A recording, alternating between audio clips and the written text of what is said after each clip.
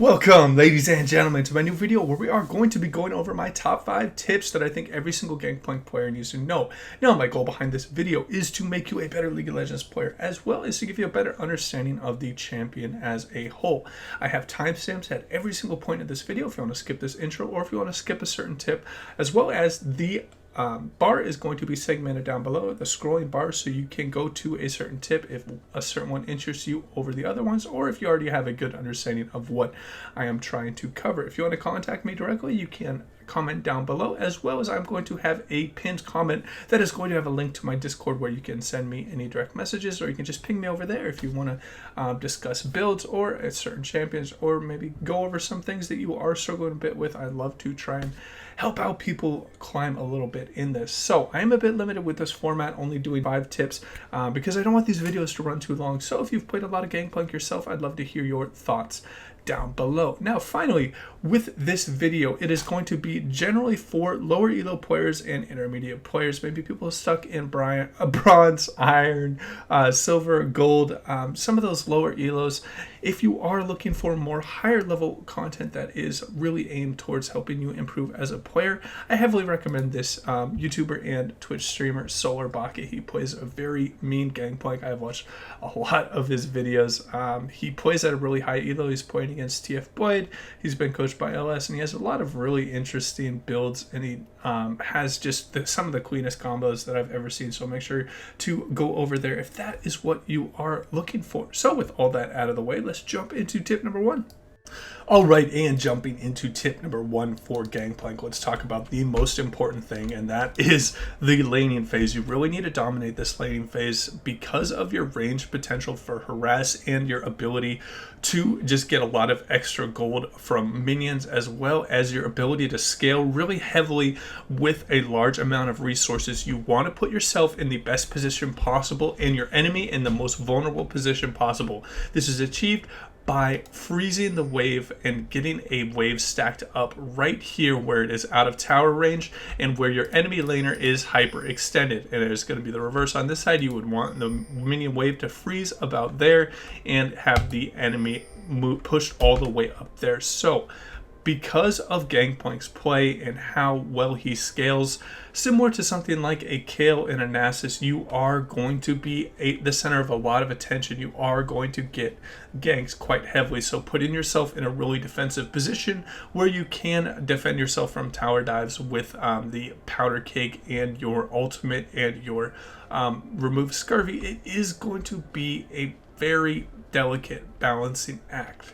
This is done by allowing the enemy to push into you a bit, but then matching his push when it is matched here. You generally want a +3, +4 minion wave that is going to allow you to freeze the wave. You do not want the wave to build up too much, or else it will just get pushed into your tower. But this is the absolute safest place you can be, and the best place for harass, and best place to set up ganks for your ally jungler and deny ganks that are going to be coming in from the enemy jungler. So always look to achieve a wave state that is frozen about right there. And that will wrap up tip number 1.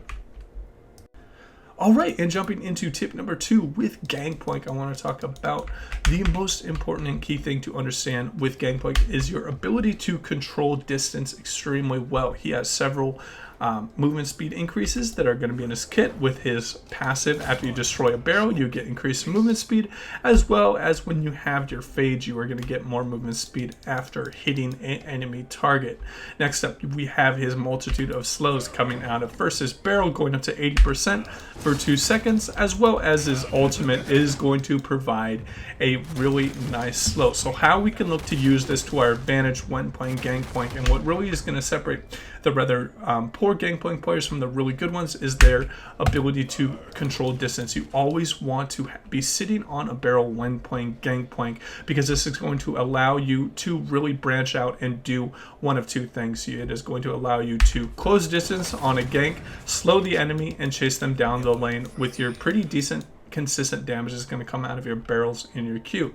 The second thing that is going to allow you to do when you are sitting on top of a barrel, it is going to slow your ability to slow the enemies and get out of a gank. So this is going to be an extremely important thing to understand, is whenever you're sitting on a barrel, it is both a offensive and a defensive tool, and the way you use it is really going to determine how good of a Gangplank player you are going to be. And I really want you guys to fool around with this a bit, maybe see what is going to be more advantageous in different situations, as Gangplank is an extremely matchup dependent champion. A very good Gangplank can make the Darius matchup look insanely easy, while a rather poor Gangplank can make the Darius matchup look very, very difficult. So mastering the overall timing of your barrels and the slows and speed ups that are in your kit are going to be rather crucial. If you have any questions about this tip, you can hit me up in the comments down below, and that will wrap up tip number 2.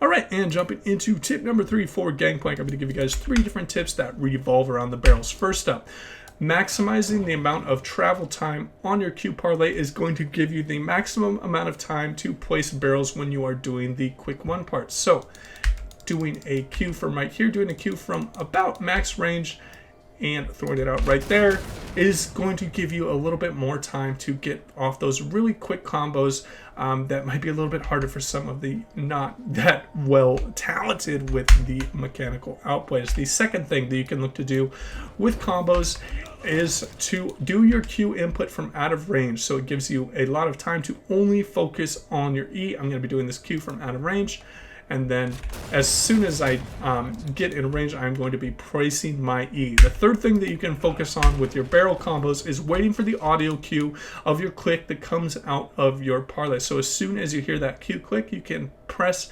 down your barrel placement, and it is just a nice little cheat thing that you know exactly when you need to place your barrel down.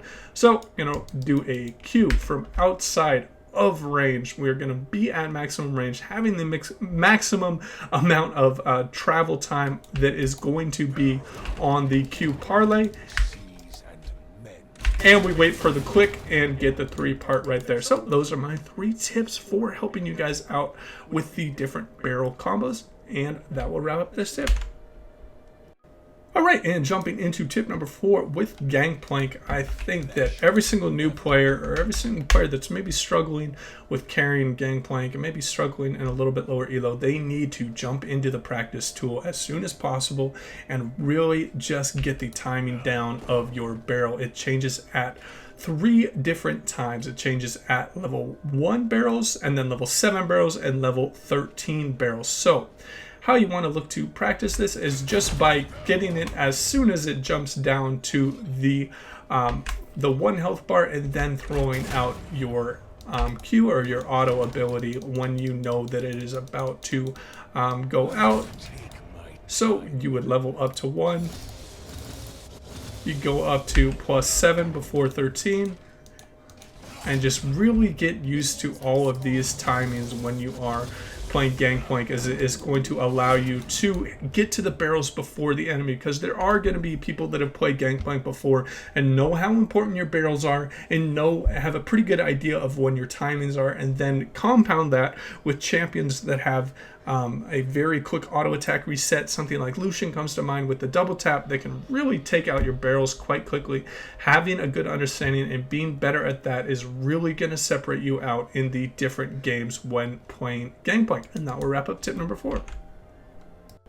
All right, and jumping into tip number 5 with Gangplank, let's go over optimal team fighting, and that is coming from the flanks are going to be so important with Gangplank because of your really telegraphed playstyle with barrels, and people know exactly what Gangplank is looking to do. Whenever you can look to flank, you do not want to be going front to back, as it's going to be very easy for the enemy to take out those barrels. So an optimal team fight would look something like this, where you are flanking the enemy, you are getting a really strong ultimate off, and then you are hitting several people with your barrels. So getting this into your head is going to be rather important. Things that help you with this type of playstyle are going to be control wards and sweepers, and it looks like we are all out of time. This is going to wrap up the final tip. If you have any questions for me, you can hit me up in the Discord or in the comments down below. I'd love to help you guys out. And as always, guys, take it easy.